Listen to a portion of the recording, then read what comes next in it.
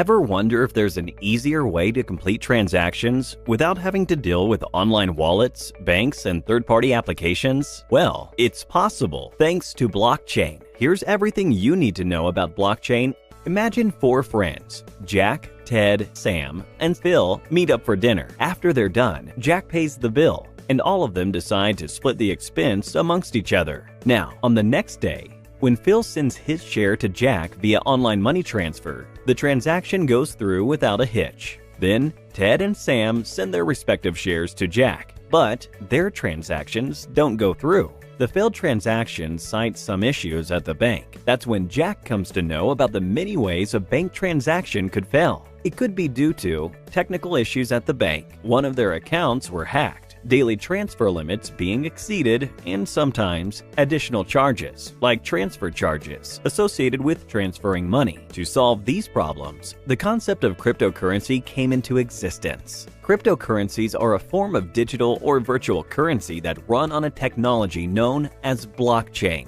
Thanks to blockchain, cryptocurrencies are immune to counterfeiting, don't require a central authority, and are protected by strong and complex encryption algorithms. And in a market of more than thousands of cryptocurrencies like Litecoin, Ethereum, Zcash, and so on, one reigns supreme: Bitcoin. Now, let's go back to our previous example and have Phil, Ted, and Sam send Jack 2 Bitcoins each as their contribution to the previous night's dinner. Let's assume Phil, Ted, and Sam have 3 Bitcoins in reserve, while Jack has 5.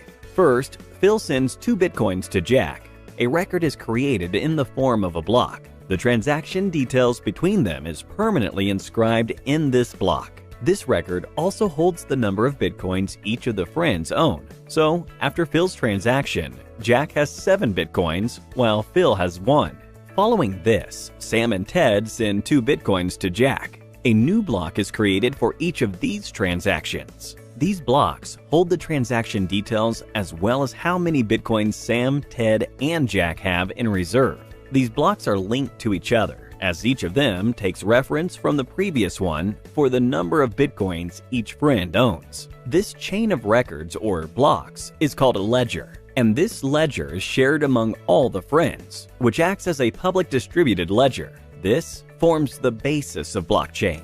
So, what happens when Phil has only 1 Bitcoin left, and he tries to send 2 more Bitcoins to Jack? The transaction will not go through. This is because all his friends have copies of the ledger, and it's clear that Phil has only 1 Bitcoin left. His friends will flag this transaction as invalid. A hacker will not be able to alter the data in the blockchain because each user has a copy of the ledger. The data within the blocks are encrypted by complex algorithms. All of this is made possible with the help of blockchain technology. Blockchain can be described as a collection of records linked with each other, strongly resistant to alteration, and protected using cryptography.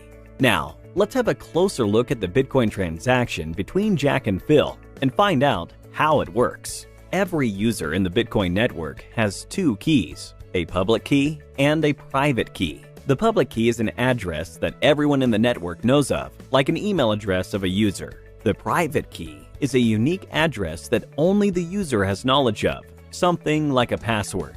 First, Phil passes the number of Bitcoins he wants to send to Jack, along with his and Jack's unique wallet address through a hashing algorithm. All of this is part of the transaction details. These details are encrypted using encryption algorithms and using Phil's unique private key. This is done to digitally sign the transaction and to indicate that the transactions came from Phil. This output is now transmitted across the world using Jack's public key. With this, the message or transaction can be decrypted only by Jack's private key, which only Jack has knowledge of. Different cryptocurrencies use different hashing algorithms. While Bitcoin uses the SHA-256 algorithm, Ethereum, which is also a famous cryptocurrency, uses one known as Ethash. This transaction and several other similar ones are taking place all around the world. These transactions are validated and then added block by block. The people who validate these blocks are called miners. For a block to be validated and added to a blockchain, miners need to solve a complex mathematical problem. The miner who solves this first adds the block to the blockchain and is rewarded with 12.5 bitcoins. The process of solving the complex mathematical problem is called proof of work, and the process of adding a block to the blockchain is called mining. With this, Phil and Jack's wallets are updated, just like every person in the network who has completed a transaction. Now that you know about blockchain and its important concepts, time for a small quiz. What is the concept of blockchain that ensures data cannot be altered by any of the users within the network? A. Public distributed ledger. B. Proof of work. C. Proof of stake. D. Hash encryption. Let us know what you think is the right answer in the comments below. 3 lucky winners will get Amazon gift vouchers. Details are mentioned in the description below. Let's have a look at how Walmart uses blockchain to provide its customers with better service. Walmart was facing problems in delivering quality products to its customers. They were facing a high return rate and large amounts of refunds due to their products' bad quality.